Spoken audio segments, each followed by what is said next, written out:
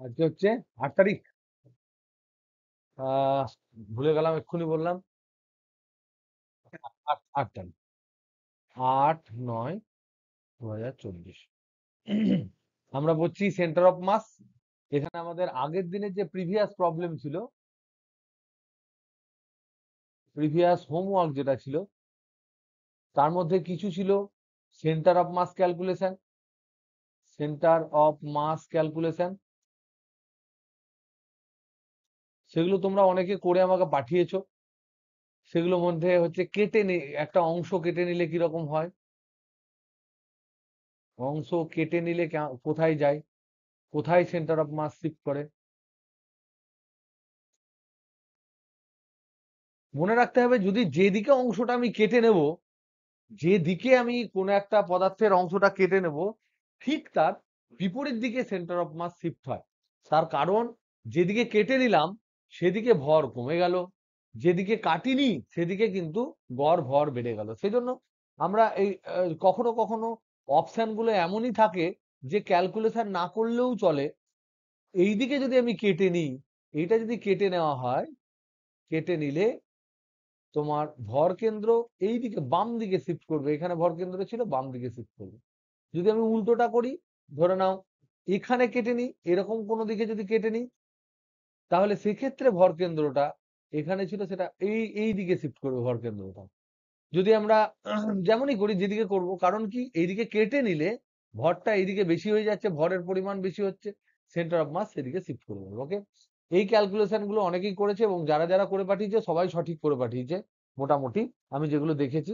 আর last যে হোমওয়ার্কটা আমি দিয়েছিলাম, সেই হোমওয়ার্কটা ছিল তোমার কপিকলের অঙ্ক ছিল। কপিকল ছিল, এবং কপিকলে দুটি ভিন্ন মাস, ভিন্ন ভর ঝোলানো আছে। এই প্রবলেমটা ছিল, এবং এখানে বলে দেওয়া হয়েছিল যে কপিকল ভরহীন, আর সেকেন্ড হচ্ছে তোমার তার যেটা আছে, যেগুলো কানেক্টিং তার, সংযোজী তার যেটা, সেটা হচ্ছে ভরহীন এবং অপ্রসার্য। এগুলো আমি বলে দিয়েছি। পরীক্ষার সময় এগুলো বলা না থাকলেও এগুলো ধরে নিতে হবে, দেওয়া আছে। যদি না কপিকলের ভর আলাদা করে বলা থাকে, যদি না তারের ভর আলাদা করে বলা থাকে, যদি বলা থাকে তার জন্য কেস আলাদা হবে, সেগুলো আমরা পরের চ্যাপ্টারে গিয়ে ডিসকাস করতে পারবো, যতটা পারা যায় করব, পরীক্ষার পরে আর একটু বলবো। দেখো তাহলে প্রবলেমটা আমরা দেখি। প্রবলেমটা খুব ইজি প্রবলেম, তোমরা প্রত্যেকেই মোটামুটি কনসেপচুয়ালি একদম ঠিক করেছো। এইখান থেকে একটা একটা ভর ধরে নাও, m1 ভর, আর এইদিকে একটা ভর দিয়েছি m2 ভর। আমরা বলেছি m2 is greater than m1। এবার m2 যদি গ্রেটার হয়, তাহলে এইদিকে ত্বরণ হবে, এ ত্বরণ হবে। এবার তার যেহেতু অপসার্য, তারটা যেহেতু প্রসারিত হয় না, তার জন্য এ যদি এ ত্বরণের নিচের দিকে নামে, তাহলে m1 ভরকেও কিন্তু এ ত্বরণের উপর দিকে উঠতে হবে। এটা হচ্ছে ইম্পর্টেন্ট। এবার এটা হচ্ছে মান, ত্বরণের মান। তাহলে যদি আমরা এটাকে a1 ধরি, এটাকে যদি a1 ত্বরণ ধরি, ধরে নাও এটাকে যদি a2 ত্বরণ ধরি, তাহলে আমরা দেখতে পাচ্ছি a1 এর মান সমান হবে a2 এর মান, সমান হচ্ছে a। তাহলে দুজনেরই ত্বরণের মান কিন্তু a। আর একটা জিনিস কি, এই যে ত্বরণগুলো পরস্পর বিপরীত দিকে, তাহলে a1 এর ইকুয়াল টু মাইনাস a2, বিপরীত ভেক্টর, মান সমান দিক জাস্ট উল্টো, তাহলে এটা হচ্ছে বিপরীত ভেক্টর।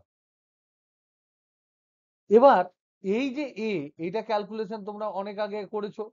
এইটা ধরে নাও টান একটাই দড়ি যেহেতু, আর ভরহীন যেহেতু, তাহলে একটাই তোমার টান থাকবে, এইদিকে m1g থাকবে, এইদিকে থাকবে m2g। এবার আমরা ফ্রি বডি ডায়াগ্রাম করি, এটাকে আলাদা করে কেটে নিই, m1টাকে আলাদা করে যদি আমি কেটে নিই, তাহলে নিচের দিকে কাজ করছে m1g, উপরের দিকে কাজ করছে টেনশন, আর এদিকে ত্বরণের মান হচ্ছে a। তাহলে এর জন্য সমীকরণ কি হবে, টি বড় না mg বড়, m1g বড়, টি বড়, উপর দিকে উঠছে তাই। তাহলে টি মাইনাস m1g সমান হবে m1a। হলো। সেকেন্ডটার ক্ষেত্রে যদি আমরা m2 ভরের ক্ষেত্রে আমরা আলোচনা করি, তাহলে আমরা দেখতে পাবো m2 ভরের ক্ষেত্রে উপর দিকে কাজ করছে টি, নিচের দিকে কাজ করছে m2g, এবং এটা কিন্তু এ ত্বরণে নিচের দিকে নামছে, তার মানে এক্ষেত্রে আমার ইকুয়েশনে কে বেশি বড়, কে বড়, m2g বড়, টেনশন কম কারণ ও নিচের দিকে নামছে, তার মানে এক্ষেত্রে ইকুয়েশন হচ্ছে m2g মাইনাস টেনশন সমান হচ্ছে m2 ইন্টু a। এই যে সমীকরণ 1 নম্বর সমীকরণ, এই যে 2 নম্বর সমীকরণ, এদেরকে যদি আমরা যোগ করে দিই তাহলে আমরা কি পাবো, যোগ করে দিলে কি পাবো, যোগ যোগ করে দিলে আমার টেনশন কেটে যাবে। টেনশন যদি কেটে যায় তাহলে সেক্ষেত্রে আমাদের কি ইকুয়েশন আসবে বলো, ডান পক্ষকে যদি আগে লিখি তাহলে হবে m1 plus m2 into a, এটা সমান হবে m2 minus m1 into g। তার মানে a সমান আসছে m2 minus m1 by m1 plus m2 into g। এবার আমাকে বলো তো দেখি, এই যে ত্বরণটা সুমিয়া, এই যে ত্বরণটা পেলাম, এটা কার ত্বরণ গো,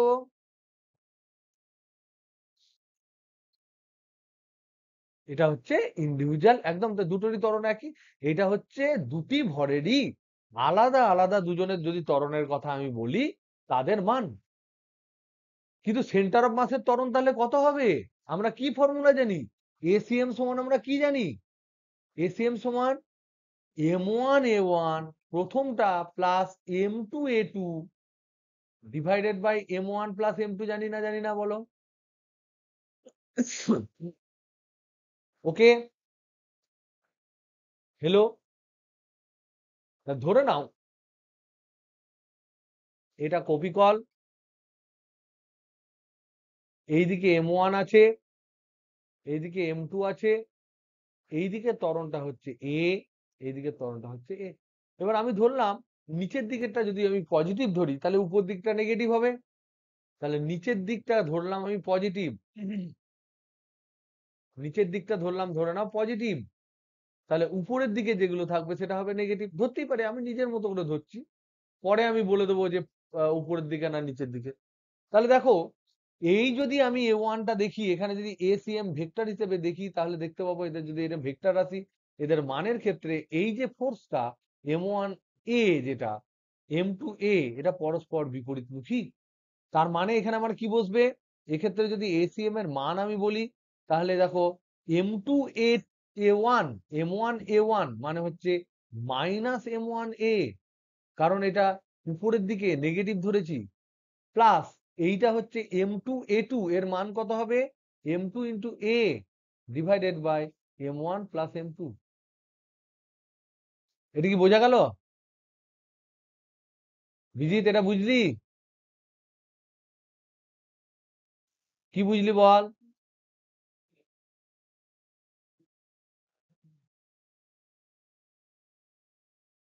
সেটাকে আমরা পজিটিভ ধরছি, ধরছি সেটাকে পজিটিভ, উপরের দিকে নেগেটিভ, কারণ ত্বরণ হচ্ছে ভেক্টর রাশি, তাই তো, ত্বরণ হচ্ছে ভেক্টর রাশি, তাই আমরা বলতে পারি এইভাবে। তাহলে এবার আমাকে বলো তো দেখি, এই a এর মান কি, এইটা এই সমীকরণ থেকে পাবো না, 3 নম্বর সমীকরণ থেকে যদি আমি বসাই a এর মান তাহলে কি পাবো, m2 minus m1 by m1 plus m2 তো ছিলই, এখন a এর মান বসাতে গেলে আমার এইটা আবার বসাতে হচ্ছে, তাহলে m2 minus m1 by m1 plus m2 into g।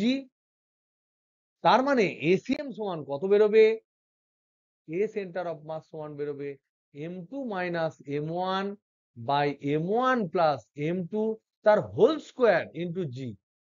এইটা কার কার বেরিয়েছিল,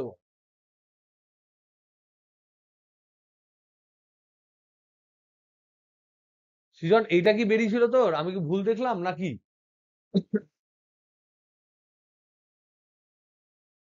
মাইনাসটা নাউন, ওখানে তোমার m1 প্লাস m2 টা মনে হয় কেটে গেছিল, তাহলে সেখানে হয়তো গন্ডগোল হয়েছিল, ঠিক। তার মানে এইটাই হচ্ছে আমাদের মেন এখানে এই এই যে ফর্মুলাটা, this is very very important. আমার মনে হয় সুমিয়া তুই মাইনাসটা নিয়েছিলিস নাকি নিসনি, নাওনি, আচ্ছা, তাহলে তাহলে সবাই গন্ডগোল করেছো মোটামুটি, তো মাইনাসটা নিতে হবে। এবার এখান থেকে প্রবলেম কি পড়বে, প্রবলেম কি পড়বে বলে দেবে এরকম, কপিকল দেবে, একদিকে দেবে 1 কেজি ধরে নাও, আর একদিকে দিল ধরে নাও 3 কেজি, নিয়ে বলবে প্রতিটি ব্লকের ত্বরণ কত, প্রতিটি ব্লকের ত্বরণ কত, এটা তো আমাদের সিম্পল, এটা তো অ্যাটিউড মেশিন, এটাকে বলা হয় এরকম, এটাকে অ্যাটিউড মেশিন বলা হয়। যে দুটো একটা একটা পুলি আছে, তার দুই দিকে দুটো ভর ঝুলছে, এই মেশিনটাকে অ্যাটিউড মেশিন বলা হয়। তো প্রতিটি ব্লকের ত্বরণ কত? সিম্পলি এ সমান m2 যেটা বড় 3-1/3 প্লাস 1 ইন্টু জি, তার মানে 2/4, তাহলে 2/4 ইন্টু জি, তার মানে হচ্ছে g/2। এবার যদি জিজ্ঞেস করে সংস্থার সংস্থার ত্বরণ কত, তখন কিন্তু সংস্থার যদি ত্বরণ বলে দেয়, তাহলে কিন্তু সেটা সেন্টার অফ মাসের ত্বরণ। কোন একটা সংস্থা বললে সেটা কিন্তু সেন্টার অফ মাসের ত্বরণ, তখন কিন্তু হবে এসিএম। এসিএম সমান কি? 3-1/3 প্লাস 1 তার হোল স্কোয়ার ইন্টু জি, তার মানে জি বাই, এখানে 1/2, 1/2 এর হোল স্কোয়ার ইন্টু জি, তার মানে g/4। So this is the difference. And এই ডিফারেন্সটা কিন্তু তোমাদেরকে চালাকির সাথে সংস্থার ত্বরণ দিয়ে দেবে। আমরা পট করে এই যদি বসিয়ে দিই, হঠাৎ করে একদম নেগেটিভ মার্কিং পেয়ে যাব, বা তোমাদের এই পরীক্ষার ক্ষেত্রে নাম্বারটা পাবো না। সো এইটা হচ্ছে কিন্তু ইম্পর্টেন্ট একটা প্রবলেম। ওকে, নেক্সট প্রবলেম।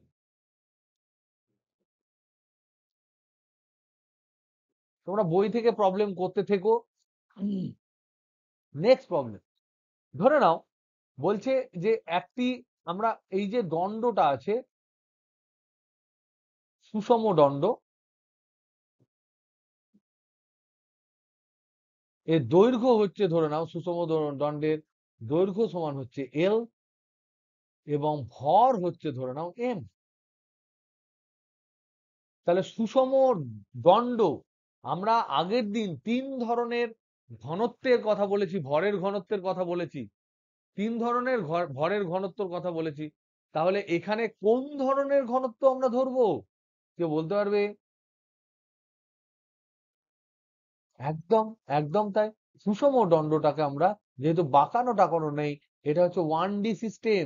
1D যদি হয়, তাহলে সুষম যদি হয় বা না হোক, তাহলে ফাংশন হবে। তাহলে সেক্ষেত্রে আমরা কিন্তু এর ধরবো ল্যামডা, মানে একক দৈর্ঘ্যে ভর। এবং এই যে বস্তুটা তুমি দেখতে পাচ্ছ, এই বস্তুটা ডিসক্রিট না কন্টিনিউয়াস? আমাকে এইগুলো কিন্তু আগে এইটা একটা জাজমেন্ট করতে হলো। এবার বলো ডিসক্রিট না কন্টিনিউয়াস? ডিসক্রিট মানে কি? একজন এখানে ছড়ানো, একজন ওখানে ছড়ানো, একজন ওখানে আছে, একজন এখানে আছে, ভরগুলো কি সেইভাবে সন্নিবিষ্ট, মানে বিন্যস্ত, নাকি কন্টিনিউয়াসলি বিন্যস্ত, নিরবচ্ছিন্ন ভাবে বিন্যস্ত? তাহলে এইখানে আমরা রাইট পড়লো কন্টিনিউয়াসে রাইট পড়লো। যেই কন্টিনিউয়াসে রাইট পড়লো, তখন আমরা কি দেখব? এখান থেকে কনক্লুশনে আমরা দেখব সামেশন নেব না ইন্টিগ্রেশন নেব, সেন্টার অফ মাস নির্ণয় করব। সেন্টার অফ মাস নির্ণয় করব, তাহলে সামেশন করব না ইন্টিগ্রেশন করব? কন্টিনিউয়াসের ক্ষেত্রে কি ছিল? বলো বলো।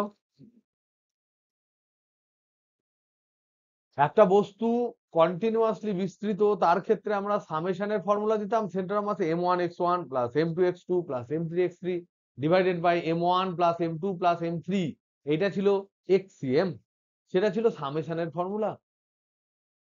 সেটা কি আমি এখানে ব্যবহার করতে পারবো, সেটা আমি জিজ্ঞাসা করছি, নাকি ইন্টিগ্রেশন ব্যবহার করবো? মনে নেই তোমাদের? চিরন্তন, ইন্টিগ্রেশন ব্যবহার করতে হবে, কারণ যখন কন্টিনিউয়াস হবে তখন কিন্তু ইন্টিগ্রেশন আমাদের ব্যবহার করতেই হবে। So this is the right answer. Integration যখন করি, এইটা যেহেতু একটা অক্ষের উপর অবস্থিত, ধরে নাও এটা ওয়াই অক্ষ, এটা এক্স অক্ষ, এর উপর ধরে নাও এটা অবস্থিত, এটা জিরো, জিরো থেকে এল পর্যন্ত, এক্স ইকুয়াল টু জিরো থেকে এক্স ইকুয়াল টু এল পর্যন্ত বিস্তৃত। তাহলে এর ক্ষেত্রে শুধুমাত্র আমরা দেখতে পাচ্ছি ওয়াই সিএম বার করার দরকার নেই, জেড সিএম বার করার দরকার নেই, কারণ 1D হলে এগুলো হবে এমনি জিরো। শুধুমাত্র এক্সসিএম বার করতে হবে। এক্সসিএম এর ক্ষেত্রে ইন্টিগ্রেশনের ফর্মুলা কি সাইদা? এক্সসিএম এর ক্ষেত্রে ইন্টিগ্রেশনের ফর্মুলা কি হবে?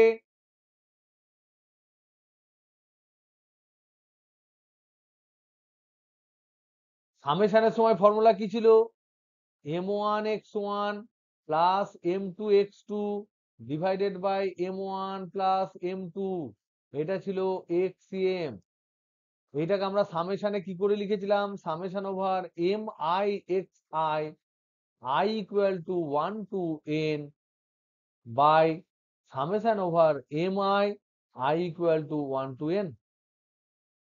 তাহলে এখানে আমরা এক্স আর এম এর মধ্যে কোনটা খুব ক্ষুদ্র ক্ষুদ্র নেব গো?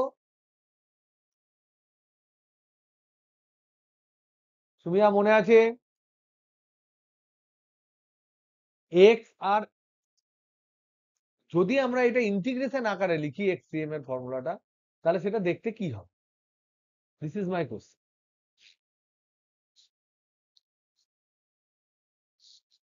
কারণ মনে আছে?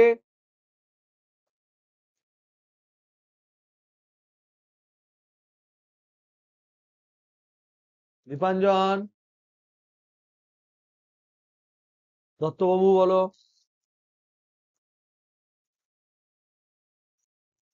মনে পড়ছে না? এটা হচ্ছে এক্স ডিএম বাই ডিএম।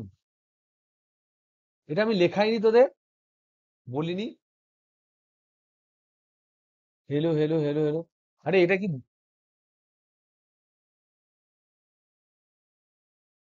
তাই এখানে দেখতে পেলাম এক্সসিএম বলতে বোঝায়।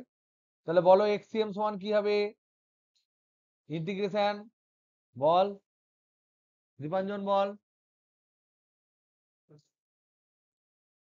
X dm by integration DM.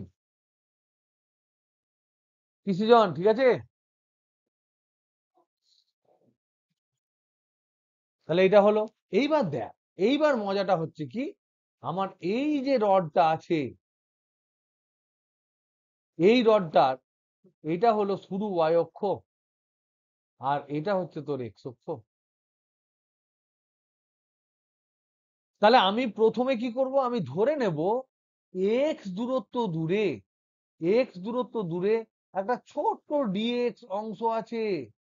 আমার ছোট্ট একটা মাস নিতে হবে না? ছোট্ট মাস, ছোট্ট ভর। তাহলে ডিএক্স অংশ আছে যার ভর হচ্ছে ডিএম। তাহলে আমি এটা একবার লিখে দিই, তোদের সুবিধা হবে। মনে করি, মানে ডিএম নির্ণয়, ডিএমটাকে তো নির্ণয় করতে হবে। তার জন্য বলছি মনে করি 0 0 বিন্দু থেকে এক্স দূরে ডিএক্স একটি অংশ আছে যার ভর ডিএম। তাহলে এবার আমাকে বলো তো দেখি, এর আগে আমরা একক দৈর্ঘ্যে ভর এখানে বার করেছি সুষম দণ্ড, এটা বলেছি সুষম দণ্ড। তাহলে ল্যামডা সমান একক দৈর্ঘ্যে ভর, সেটা কত হবে? এম বাই এল হবে না? হবে না? এখানে কি রাজি হচ্ছে না হচ্ছে না সুমিয়া বলো? ল্যামডা সমান এম বাই এল, রাজি হচ্ছ? তাহলে এবার আমাকে বলো এই ডিএক্স অংশের ভরের ফর্মুলা কি হবে? ডিএম সমান কি হবে? এক দৈর্ঘ্যে ভর হচ্ছে ল্যামডা, ডিএক্স দৈর্ঘ্যের ভর কত হবে?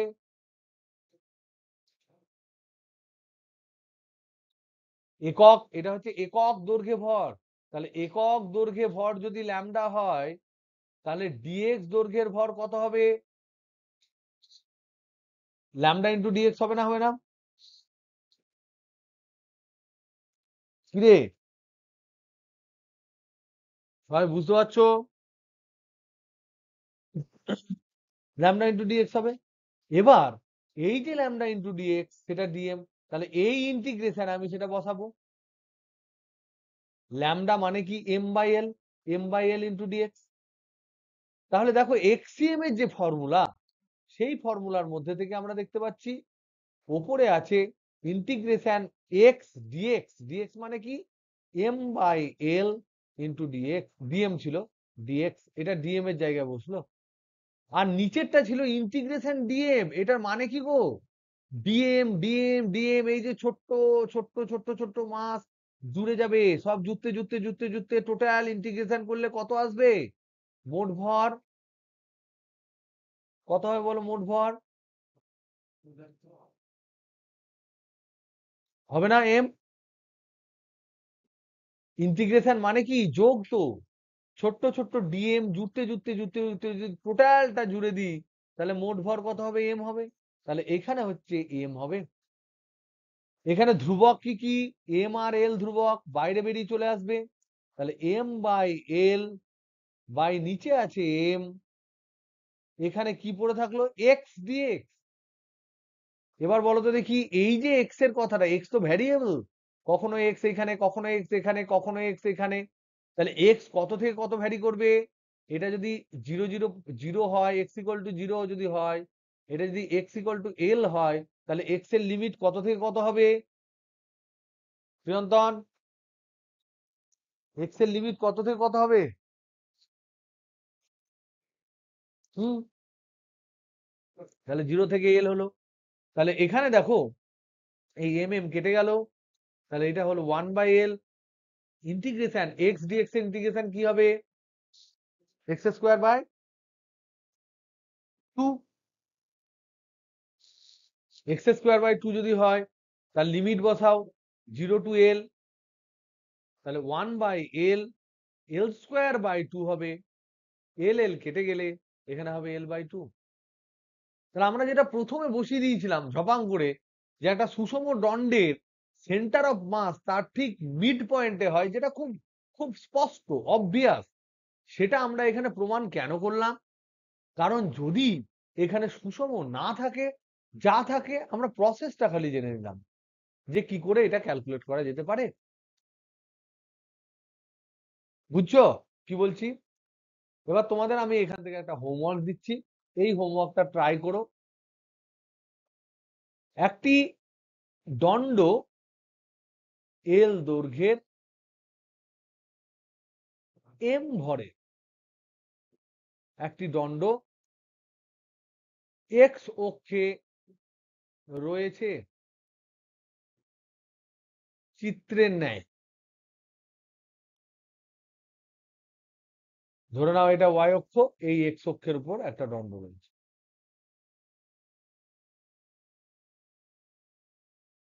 এটা 0 0, আর এটা L0 এরকম রয়েছে। এই দণ্ডের একক দৈর্ঘ্যের ভর ল্যামডা নিম্নভাবে পরিবর্তিত হয়। এটা আর ধ্রুবক নয়, এটা ধ্রুবক নয়, পরিবর্তিত হচ্ছে।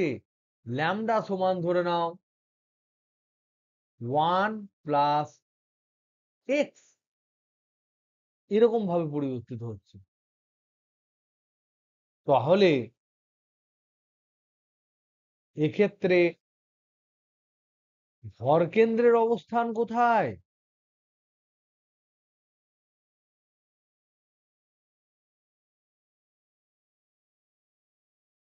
যদি তোমাকে আমি তিনটে অপশন দিই, একটা হচ্ছে L/2, বি হচ্ছে L/3, সি হচ্ছে L/4, ডি হচ্ছে কথার কথা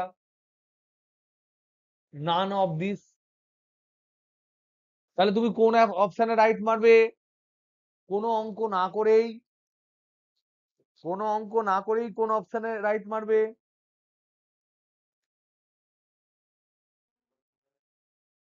কেন বাবু? বলো। ভর বাড়ছে মানে কোন দিকে ভরটা বেশি? বাম দিকে না ডান দিকে? ডান দিকে। ডান দিকে যদি হয়, তাহলে এলটা, এইটা তো তোর L/2, এখানে L/2, তাহলে এই দিকে ভর বেশি, তাহলে ভর কেন্দ্র কোন দিকে শিফট করবে? তাহলে L/2 এর চেয়ে বেশি না কম? তাহলে বেশি কোনটা আছে? এইখানে কোথাও ভর কেন্দ্র থাকার কথা। তাহলে এটাও হবে না, এটা তো হচ্ছে না, মিডিলে হবে না, এটা তো কম। এটাও হবে না, এটা আরো কম, এও হবে না, তাহলে এটা হবে। এইরকমও কিন্তু প্রশ্ন দিয়ে দিতে পারে, যেটা যেটা তোমাদের ক্যালকুলেশনের দরকারই পড়বে না, কিন্তু আমি চাইবো তোমরা ক্যালকুলেট করো,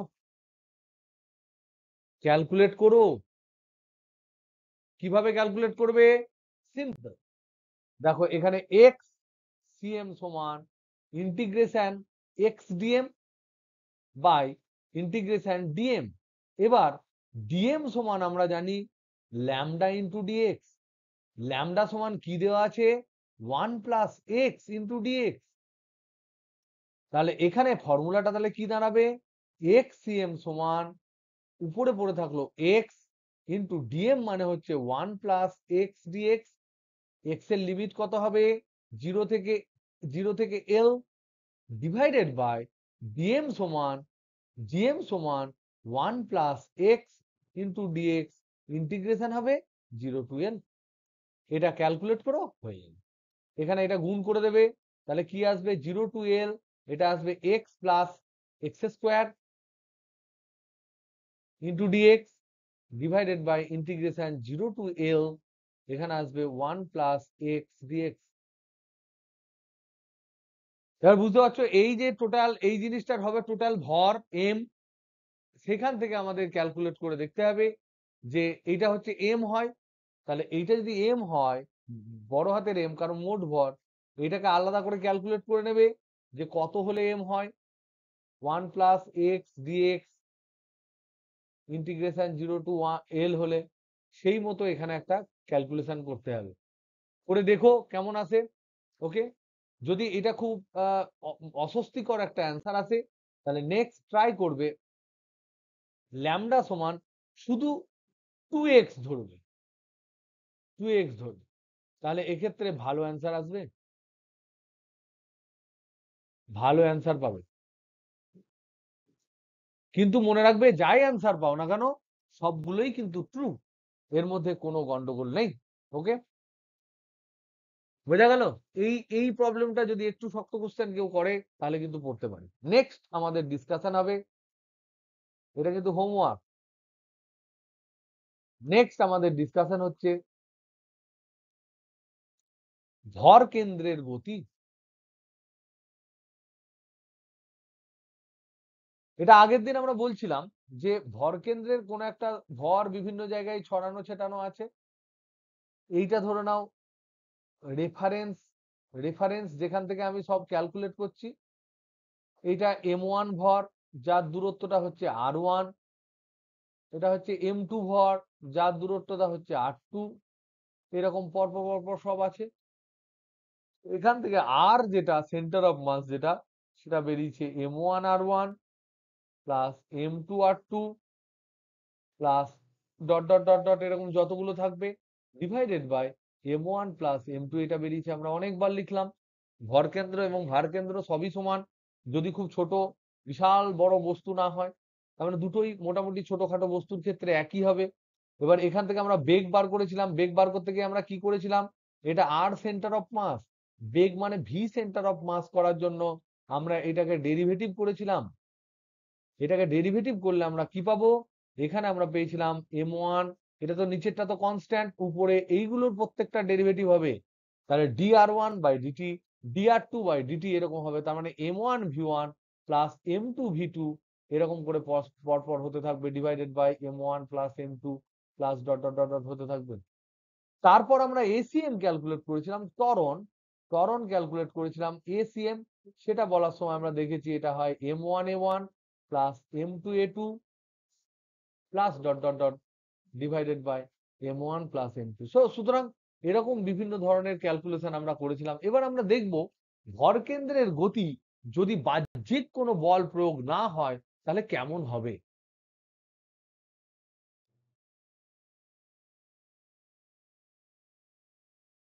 বাহ্যিক বল প্রযুক্ত না হলে ভরকেন্দ্রের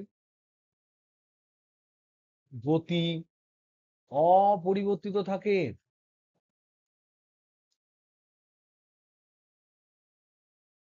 অপরিবর্তিত থাকে মানে কি, যদি সে যদি সে স্থির ছিল, স্থির থাকলে স্থিরই থাকবে, আর যদি গতিশীল থাকে, গতিশীল থাকলে গতিশীলই থাকবে। সমবেগে যদি যদি কোনোভাবে কোনোভাবে যদি বাহ্যিক বল ক্রিয়াশীল না হয়, তার মানে কি, আমরা এটা নিউটনের সেকেন্ড ল হিসেবে আমরা বলতে পারি এফ সমান dp dt, second law, Newton second law. এই সেকেন্ড ল থেকে আমরা দেখতে পাচ্ছি এফ ইকুয়াল টু ডিপি/ডিটি। এইটা হচ্ছে বাহ্যিক বল এফ এক্সটার্নাল। এইটা যদি জিরো হয়, এফ এক্সটার্নাল যদি জিরো হয়, তাহলে তার মানেই হচ্ছে ডিপি/ডিটি সমান জিরো। তাহলে কার ডেরিভেটিভ জিরো হয়, কনস্ট্যান্টের ডেরিভেটিভ জিরো হয়, তার মানে হচ্ছে মোমেন্টাম ইকুয়াল টু কনস্ট্যান্ট। তার মানে সংস্থার মোট ভরবেগ ধ্রুবক থাকে। তাহলে ভরগুলো তো একই রকম আছে, তাহলে ভরবেগ যেহেতু ধ্রুবক থাকে, বেগটাও ধ্রুবক থাকবে। তার মানে এখানে আমি বলতে পারি মোট, এই যে ভরবেগ, এই ভরবেগ যেটা আমার ছিল পি, এটা যদি মোট ভরবেগ হয়, এটাকে দুভাবে লেখা যায়। কিভাবে লেখা যায়? একটা লেখা যায় m1v1 plus m2v2 plus dot dot dot dot, এইভাবে লেখা যায়। আর একটা লেখা যায় m1 plus m2 plus dot dot dot into VCM. দেখো তো, এই ফর্মুলাটা থেকে বুঝতে পারছো কিনা ভিসিএম সমান কি হয়? ভিসিএম সমান কি হয় আমাকে একবার বলো তো দেখি কেউ, ভিসিএম সমান কি হয়? ফায়দা আছিস? ভিসিএম বলো, বলো। একদম, ডট ডট ডট।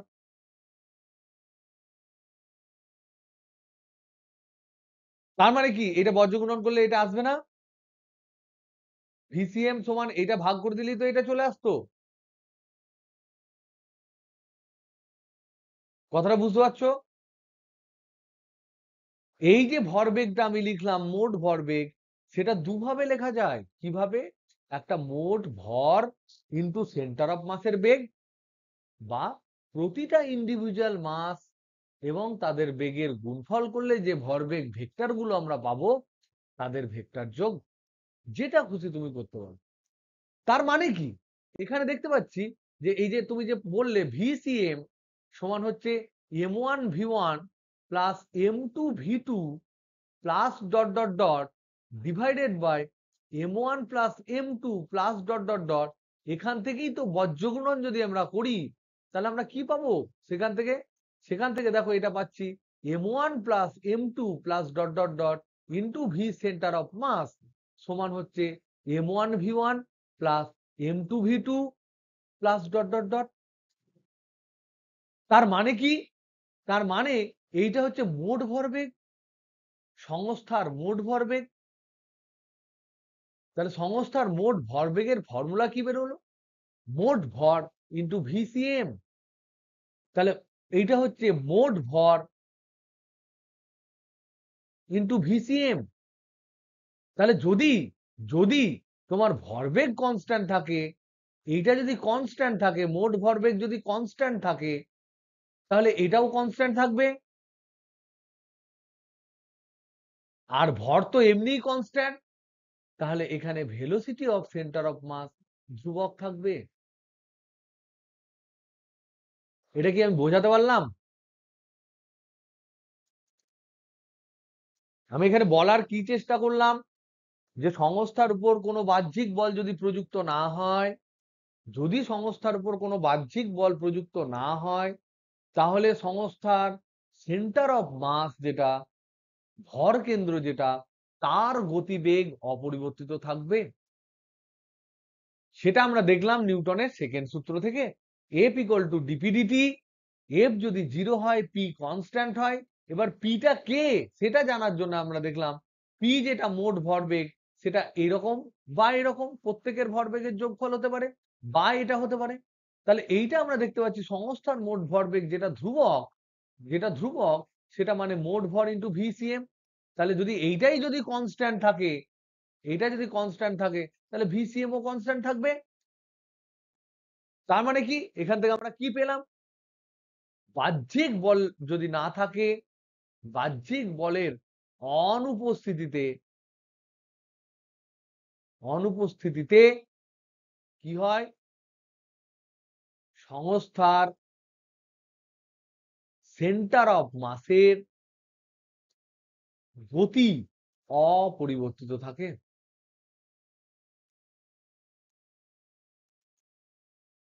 এবং এটা দিয়ে আমরা অনেক কিছু জিনিস প্রমাণ করতে পারি। যেমন ধরে নাও নাম্বার 1, একটি জলে জলে একটি নৌকা ভাসমান, নৌকা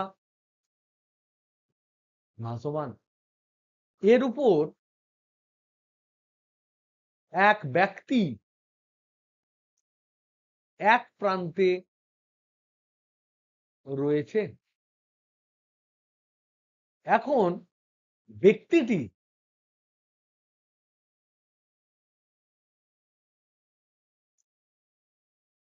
এখন ব্যক্তিটি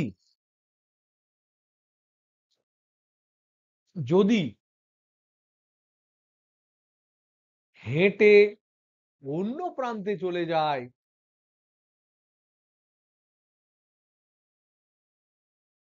সাপোজ ধরে নাও বাম থেকে ডান দিকে যদি চলে যায়, তবে ওই লেক, ধরে নাও লেকে রয়েছে, লেকের বাইরে থাকা দর্শকের সাপেক্ষে, দর্শকের কাছে নৌকোটিকে কোন দিকে সরতে দেখা যাবে?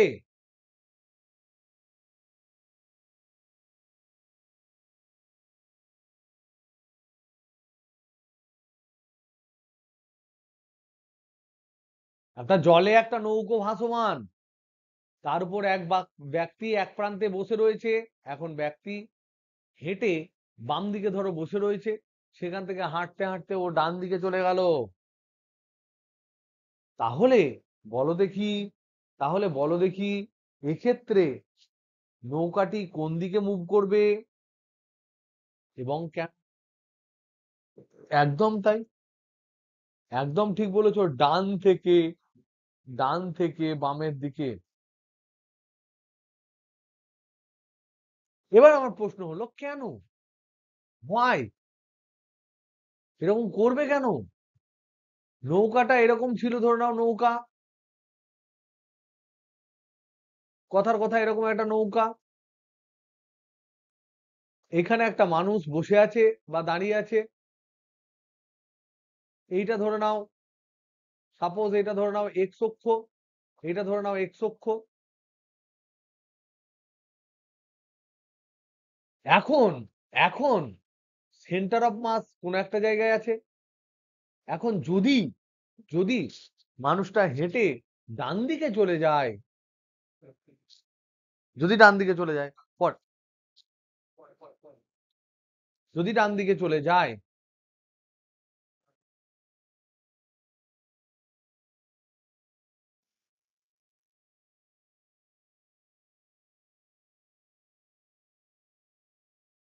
তাহলে দেখা যায় এইদিকে সরে যায়।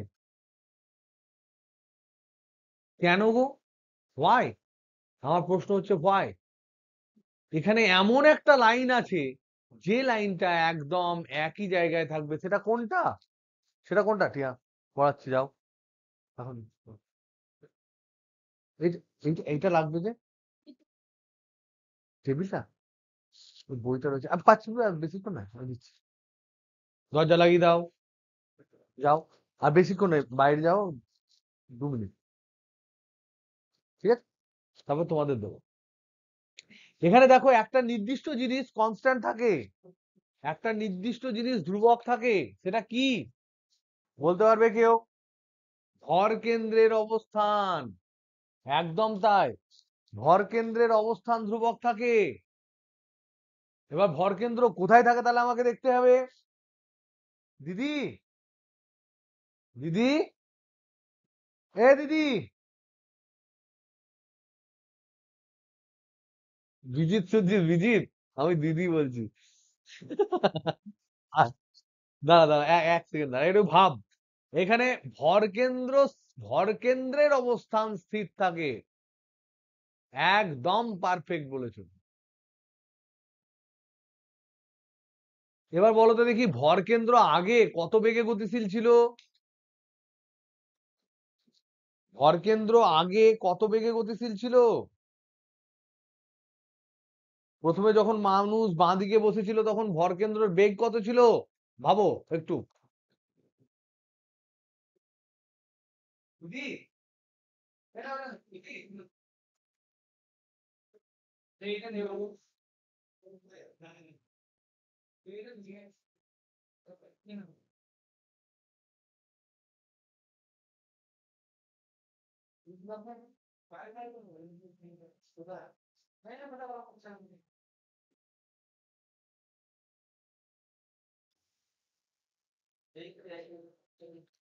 তাহলে বলো, ভরকেন্দ্র আগে কিরকম কন্ডিশনে ছিল?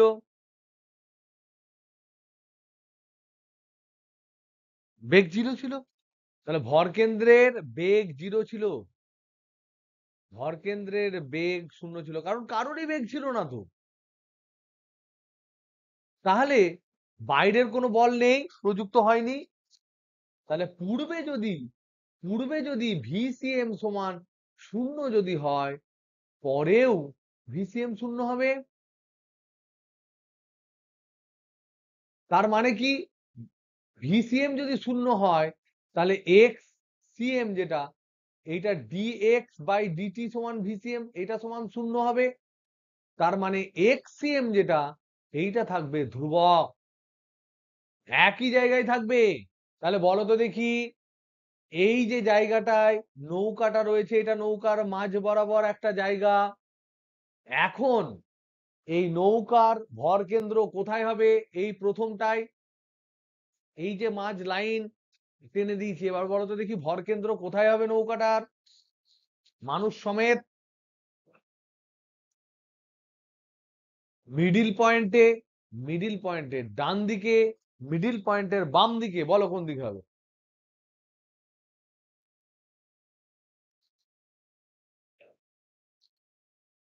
একদম তাই। তাহলে ধরে নাও ভরকেন্দ্রটা এখানে হলো, হালকা, কারণ এর ভরটা কম। তাহলে এইটা ধরে নাও সিএম। যদি এটা সিএম হয়, তাহলে এই লাইনটা বাইরে থেকে পরিবর্তন হবে না। তাহলে দেখো, এখানেও দেখো, এইদিকে যখন চলে গেল, এইটা হচ্ছে মিডিল পয়েন্ট, তাহলে এইটা হবে সিএম, কারণ এর ডান দিকে চলে গেছে বলে ডান দিকে। তার মানে কি, এর সেন্টার অফ মাসটা একই জায়গায় রাখার জন্য নৌকাটা বাম দিকে সরে গেল। তাহলে এবার যদি আমি প্রশ্ন করি কতটা সরে গেল, তাহলে কি করে ক্যালকুলেট করব? তাহলে আমরা ক্যালকুলেট করার জন্য কি করব? প্রথমে প্রথমে বাম দিকে বস্তুটাকে বসাবো, ব্যক্তিটাকে নিয়ে সেন্টার অফ মাস ক্যালকুলেট করব। তারপরে ডান দিকে বসাবো, তারপরে সেন্টার অফ মাস ক্যালকুলেট করব। এই যে সেন্টার অফ মাসের যে তফাৎ, সেই তফাৎটা মেকআপ করবে কে? সেই তফাৎটা মেকআপ করবে কে? বুঝতে পারছো না? ধরে নাও আমি তোমাকে বলি, এটা হচ্ছে নৌকা।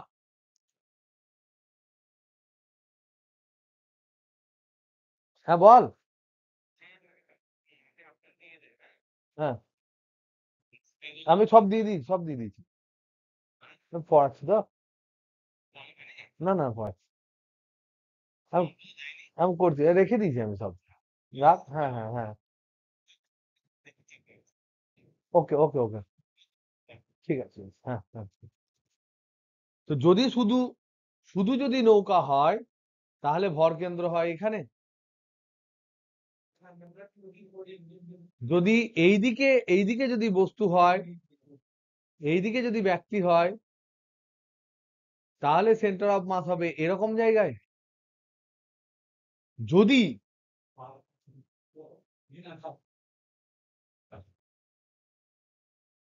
যদি এইদিকে ব্যক্তি হয়,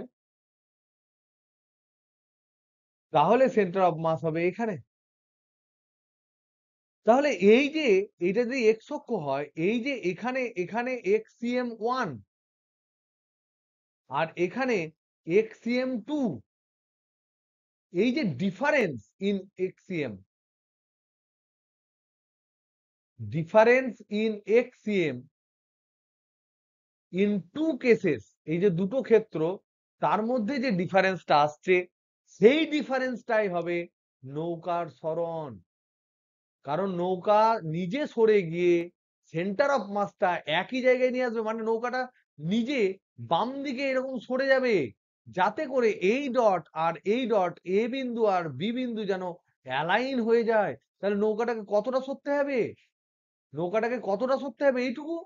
তাহলে দেখো এখানে দেখতে পাচ্ছি দুটো লাইন, এই একটা লাইন, এ একটা লাইন, এইটা হচ্ছে xcm1, এটা হচ্ছে xcm2, এইখানে হচ্ছে নৌকার সরণ এতটা, এটা নৌকার সরণ।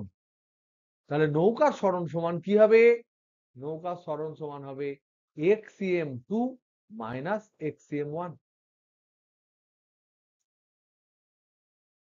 কি বোঝা গেল? তো আওয়াজ দাও।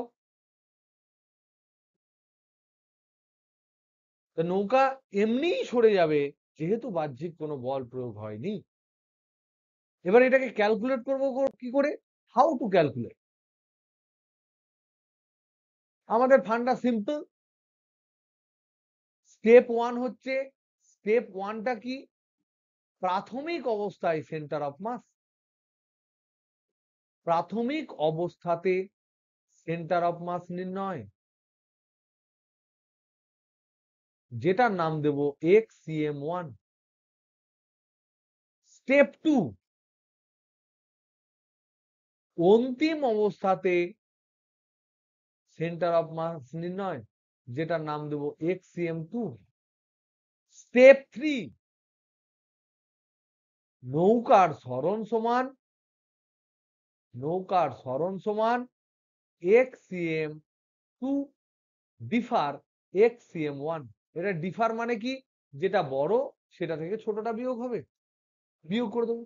তাহলে আমরা দেখো ফার্স্ট স্টেপে আমরা যদি ক্যালকুলেট করি, xcm1 ক্যালকুলেট যদি করি, সেখানে ধরে নাও এটা শুরু, এক্স অক্ষের শুরু, এখানে ধরে নাও জাহাজ আছে,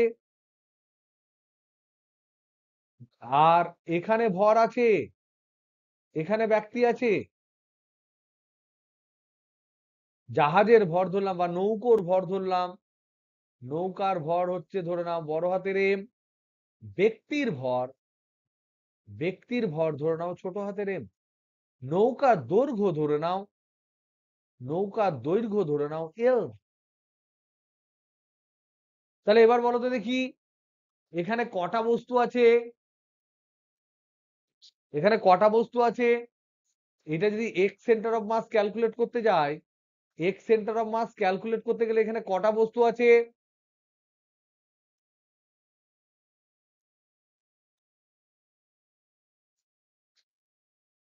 হ্যালো হ্যালো, কখানা বস্তু রে প্রিয়ঙ্কা? দুটো।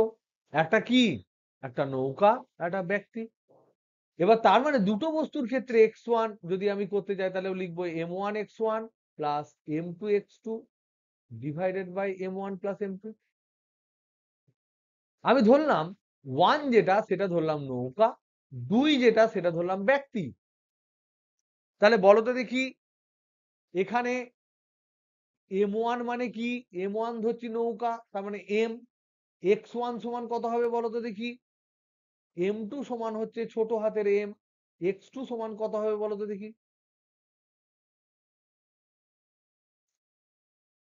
x1 টা কত হবে, এইখান থেকে এই বিন্দু থেকে নৌকার দূরত্ব কত, তোমার থেকে পৃথিবীর দূরত্ব কত, তোমার থেকে পৃথিবীর দূরত্ব কত, পৃথিবীর ব্যাসার্ধ।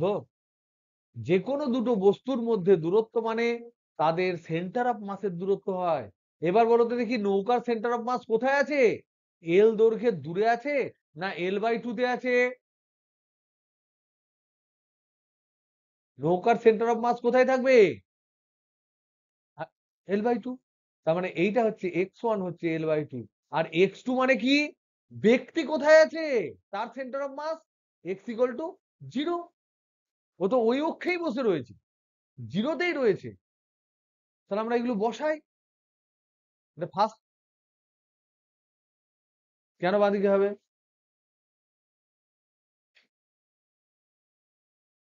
না, আমি তো শুধু নৌকা ধরেছি, এটা M1।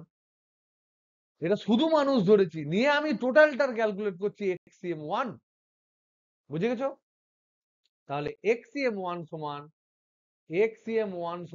m1 মানে m, x1 মানে L/2 প্লাস m2 মানে m, x2 মানে 0 divided by m plus m। তাহলে xcm1 সমান দাঁড়ালো mL/2 divided by m plus m। Next step আমরা কি ক্যালকুলেট করবো? নেক্সট স্টেপে xcm2 মানে কি? এরকম করে নৌকা আছে, আর এখানে আছে মানুষ। তাহলে এই এম ভরটা, নৌকার সেন্টার অফ মাস এখানে, মানুষ এম ভর, নৌকা বড় হাতের এম, মানুষ এখন কোথায় আছে? এল দূরত্বে। নৌকা কত দূরে আছে? L/2 দূরত্বে। তাহলে xcm2 কত হবে? m1x1 plus m2x2 divided by m1 plus m2। m1 মানে কি? m1 মানে হচ্ছে, এটা হচ্ছে নৌকার, এটা হচ্ছে ব্যক্তির। তাহলে নৌকারটা কত হবে? mL/2, m ইন্টু x1 মানে L/2, নৌকা L/2 দূরে আছে, প্লাস ব্যক্তি মানে ছোট হাতের m, ব্যক্তির x2 এখন কত হবে? দীপাঞ্জন, x2 এখন কত হবে ব্যক্তির? ভেরি গুড, এটা হবে L divided by m plus m। তাহলে আমরা xcm1 আমরা ক্যালকুলেট করতে পারলাম, xcm2 আমরা ক্যালকুলেট করতে পারলাম। এর নেক্সট স্টেপ কি করব? xcm2 থেকে xcm1 বিয়োগ করব, সেটাই হবে নৌকার সরণ কোন দিকে? ব্যক্তি যেদিকে গিয়েছে তার বিপরীত দিকে।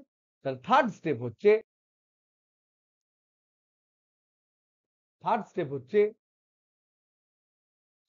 নৌকার সরণ সমান xcm2 মাইনাস xcm1 সমান, তোমার দেখবে ক্যালকুলেট করে বেরোবে mL/m প্লাস m। তাহলে এই যে নৌকা সরণ ক্যালকুলেট করে আমরা যেটা আগে পেয়েছিলাম নিউটন লজ অফ মোশনে, তোমাদের মনে আছে কি মনে নেই আমি জানি না, সেই জিনিসটা কিন্তু এইভাবেই ক্যালকুলেট হয়। কোন দিকে? বাম দিকে। কেন?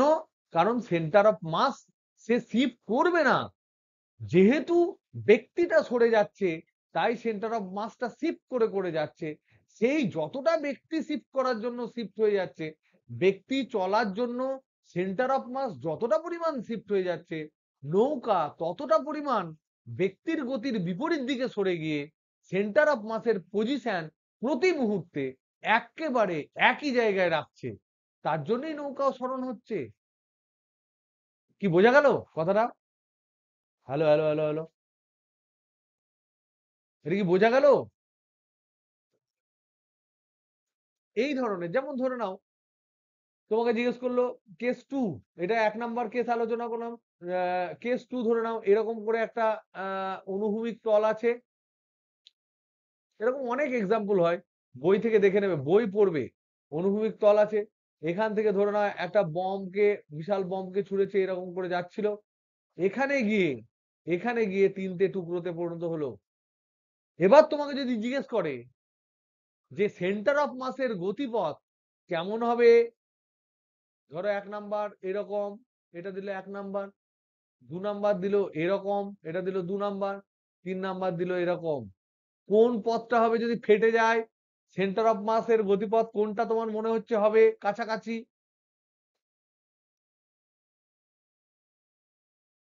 1 নাম্বারটা হবে, 2 নাম্বারটা হবে, না 3 নাম্বারটার গতিপথ হবে? প্রশ্নটা হচ্ছে যে একটি একটি বোম কে অনুভূমিক তল থেকে ছোড়া হলো,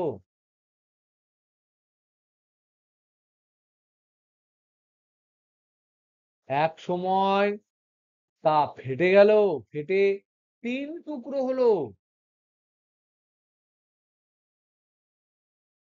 টুকরো 3টি, টুকরো 3টি, 3টি দিকে ছড়িয়ে গেল।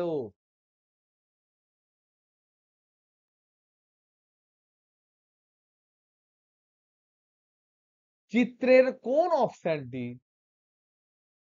কোন অপশনটি বোম ফাটার পরে, বোম ফাটার পরে সেন্টার অফ মাসের, ওই যে 3টি টুকরের সেন্টার অফ মাসের, 3টি টুকরোর সেন্টার অফ মাসের গতি নির্দেশ করবে?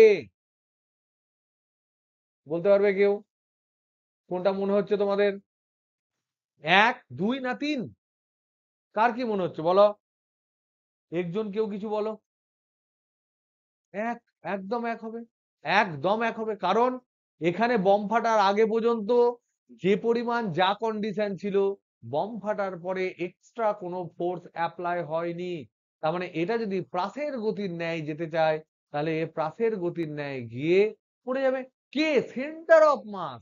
তার জন্য ভরগুলো কেউ এইদিকে যাবে, কেউ এইদিকে যাবে, কেউ এইদিকে যাবে, যাই যাক আলটিমেটলি প্রতিটা সেকেন্ডে যোগফল যদি আমি করি ভেক্টর গুলো, তাহলে আলটিমেটলি দেখবো সেন্টার অফ মাস কিন্তু আগের যে লাইন সেই লাইন বরাবরই যাবে। তাহলে অপশন 1। ওকে, নেক্সট সাম্য। এবার আমাদের আলোচনা হচ্ছে সাম্য, ইকুইলিব্রিয়াম। এই যে সাম্য, এই সাম্য অনেক ধরনের হয়।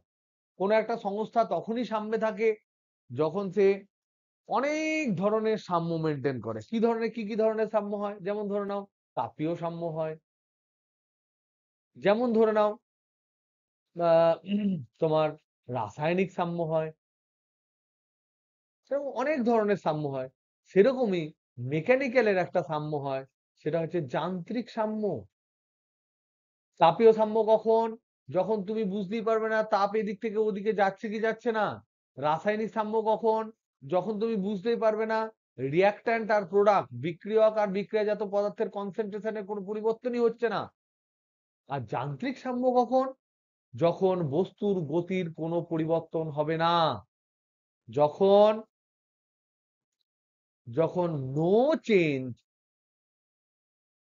In velocity or angular velocity, or angular velocity, মানে কোন রকম বেগের পরিবর্তন হবে না, কোন রকম কৌণিক বেগের পরিবর্তন হবে না। তার মানে কি? কোন সংস্থায় যখন কোন সংস্থাতে যখন কোন এক্সট্রা ফোর্স দেওয়া হবে না, দেব না, এবং এক্সট্রা টর্ক দেব না, টর্ক ঘূর্ণন সৃষ্টি করে, এক্সট্রা টর্কও দেব না, ফোর্সও দেবো না। ফোর্স কি করে? ত্বরণ সৃষ্টি করে, তাহলে এ ত্বরণ শূন্য। আর টর্ক কি করে? কৌণিক ত্বরণ সৃষ্টি করে, তাহলে কৌণিক ত্বরণ শূন্য করে দেবো। তার মানে কি? তখন, তখন সেই মুহূর্ত অবস্থায় সে, সেই মুহূর্ত অবস্থায় সংস্থা যদি সমবেগে চলছিল তো সমবেগেই চলবে, যদি স্থির থাকতো তো স্থির থাকবে, যদি সমকৌণিক বেগে ঘুরতো তো সমকৌণিক বেগেই ঘুরবে, যদি না ঘুরতো তো ঘুরবেই না। এরকম ধরনের কেস যদি হয় তাকে আমরা যান্ত্রিক সাম্য বলবো। অনেক সময় আমরা সাম্য মানে মনে করি যেন ও নড়বে না চড়বে না, তা নয়। সে নড়তে পারে চড়তে পারে, কিন্তু তার কৌণিক বেগ এবং রৈখিক বেগের মান সময়ের সাপেক্ষে পরিবর্তন হবে না। তাহলে আমাদের আলোচ্য বিষয় হচ্ছে যান্ত্রিক সাম্য, মেকানিক্যাল ইকুইলিব্রিয়াম, মেকানিক্যাল ইকুইলিব্রিয়াম। তাহলে এখানে কি দেখলাম? ফোর্স ইকুয়াল টু 0, তার মানে বেগ ভিসিএম সমান কনস্ট্যান্ট। তার মানে কি? এটা ভিসিএম যদি সমান 0 থাকে, 0 হতে হবে অর কনস্ট্যান্ট হতে হবে। তাহলে হয় স্থির হবে না হলে সমবেগে সচল হবে। 1 নম্বর। 2 নাম্বার হচ্ছে টাউ ইকুয়াল টু 0, তার মানে ওমেগা ওমেগা সমান 0, ওমেগা ইকুয়াল টু কনস্ট্যান্ট, কৌণিক বেগ কনস্ট্যান্ট। কৌণিক বেগ যদি কনস্ট্যান্ট হয় তাহলে কৌণিক বেগ ইকুয়াল টু 0 হতে পারে বা কনস্ট্যান্ট হতে পারে। তার মানে নো রোটেশন হতে পারে, নো রোটেশন হতে পারে বা ইউনিফর্ম রোটেশন হতে পারে, একদম সুষম ঘূর্ণন হতে পারে, ইউনিফর্ম ঘূর্ণন হতে পারে। এই সমস্ত কেস, এই এ এবং বি, এই সমস্ত কেসেই কিন্তু এই দুটোকে মিলেই কিন্তু মেকানিক্যাল ইকুইলিব্রিয়াম থাকে, যান্ত্রিক সাম্য থাকে। অনেক সময় আমাদের কনসেপ্টে থাকে, আরেকবার বলছি, বারবার বলছি, যে সাম্য বলতে আমরা ভাবি যে স্থির হয়ে বসে থাকবে, ঘুরবেও না, নড়বেও না, তা কিন্তু নয়। এখানে ঘুরতেও পারে, চলতেও পারে, কিন্তু চললে সমবেগে চলবে আর ঘুরলে সমকৌণিক বেগে ঘুরবে। তখন আমি বলবো সংস্থাটা যান্ত্রিক সাম্যে আছে। তাহলে যান্ত্রিক সাম্য মানে চলন সাম্য, চলন সাম্যতা থাকতে হবে, আর একটা ঘূর্ণন সাম্যে থাকতে হবে। এই দুটো সাম্য মিলে যে জিনিসটা হয় সেটা হচ্ছে যান্ত্রিক সাম্য। যান্ত্রিক সাম্য। ওকে, এই যান্ত্রিক সাম্য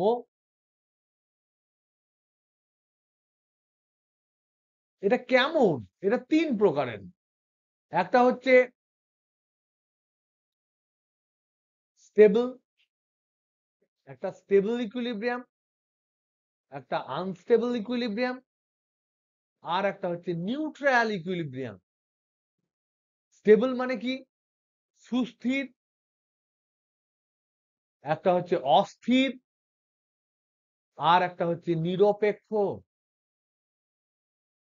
যেমন ধরে নাও এই যান্ত্রিক সাম্যের টাইপ, এটা জানার জন্য ও কেমন সাম্যে আছে। ধরে নাও কোনো একটা ছেলে চুপচাপ এক জায়গায় বসে আছে, মানে সে নড়ছেও না, ঘুরছেও না, তার মানে তুমি বাইরে থেকে দেখলে সে তার, সে কোন রকম কোনো অ্যাক্টিভিটি করছে না, তার মানে সে সাম্যে আছে। এবার সে প্রচন্ড আনন্দে সাম্যে আছে, না প্রচন্ড দুঃখে সাম্যে আছে, না সে সাধু হয়ে গেছে, সেটা জানার জন্য আমরা কি করব? তাকে একটু খুঁচিয়ে দেবো।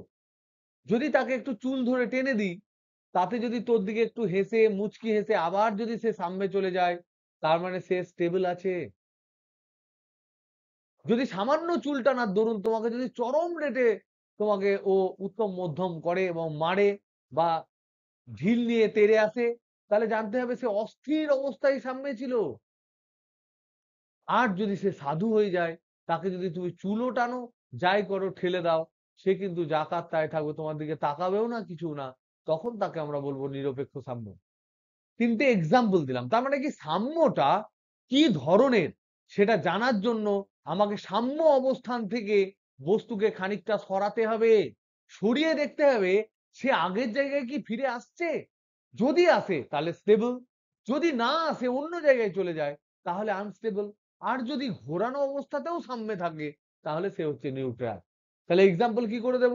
আমরা ধরে নাও একটা কোণ বা বরের টোপর এরকম করে রেখেছি, এইটাকে ধরে নাও যদি কেউ একটু এরকম করে বাঁকিয়ে দেয়, তাহলে কি হবে? বাঁকিয়ে দেওয়ার পর কি হয়?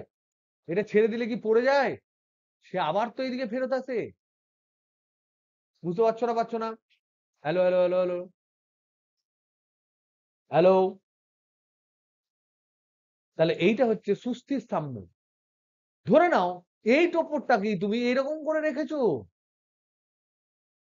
যদি তুমি হালকা হালকা ধরে নাও এরকম করে এটাকে যদি ঘুরিয়ে দাও, তাহলে সে তো এইদিকে পড়ে যাবে। তাহলে সে কিন্তু চেঞ্জ হয়ে গেল তার অবস্থান। তাহলে এটা হচ্ছে আনস্টেবল ইকুইলিব্রিয়াম। আর নিরপেক্ষ মানে কি? একটা সমতলে গোল বল রেখেছো, সেই বলটা ধরে নাও এটা এ, বি, সি, ডি, এটাকে খানিকটা ঘুরিয়ে দিলে তাতে ওর কি কোনো যায় আসবে? এইখানে হবে এ, এখানে বি, এখানে সি, এখানে ডি, তাতেও সাম্য, আগেও সাম্য, পরেও সাম্য, 1 নম্বরেও সাম্য, 2 নম্বরেও সাম্য। এইটা হচ্ছে নিরপেক্ষ সাম্য। তা আমরা নেক্সট দিনে এই 3টে জিনিস সম্বন্ধে আমরা একটু ডিটেলসে আলোচনা করব, এবং আমরা তর্কের দরুন সাম্য এটা নিয়ে আলোচনা করব। আর এই যে সাম্যের প্রকারভেদ, এগুলো কেন কেন অস্থির হলো, কেন সুস্থির, কেন অস্থির, কেন নিরপেক্ষ, এই তিনটে জিনিস আমরা ভালোভাবে ডিসকাস করব। করার পর আমরা এই চ্যাপ্টারটাকে নমস্কার করব। নমস্কার করার পর আমরা তারপরের দিন নেক্সট চ্যাপ্টারে যাব।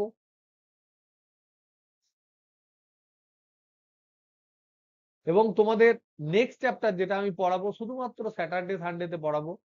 আর তার আগে যদি কোনো অনলাইন ক্লাসেস নেই, সেখানে শুধুমাত্র বিভিন্ন চ্যাপ্টারের কোশ্চেন অ্যান্সার প্রবাবল যেগুলো পড়তে পারে সেগুলো নিয়ে আমরা আলোচনা করব।